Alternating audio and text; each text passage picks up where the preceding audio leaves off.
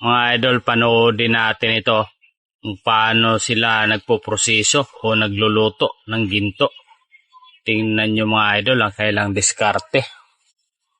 Kung nakikita nyo mga idol, merong isinalang si Uncle doon na parang mga buhangin yata yun. Ayun no, maya-maya nung pinasok nila sa loob, paglabas ay powder na. At ito na mga idol sinasala na nila. Tapos nilagay sa sako. At ayun, niluto nila mga idol. So tingnan natin mga idol kung ano nga ba ang kalalabasan nitong kailang niluto.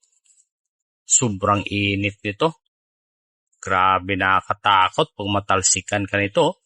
Talagang namumula yung apoy. Ayun, nabuo na. Ito na kaya yung ginto na sinasabi nila. Napakalaki naman ito. Tapos isasalang pa ulit.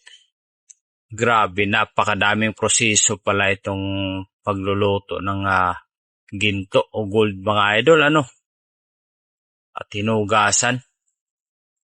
Tapos isasalang pa dito ulit. Nako, paliit na ng paliit. Ayun, binuhos sa tubig. Ang kunti na lang na natira mga idol. Ayun, binuhusan ng kemikal. Tingnan natin mga idol. Ang liit na, sobrang kapal niya kanina Niluto pa ulit. Grabe ang proseso pala pag luluto ng ginto mga idol.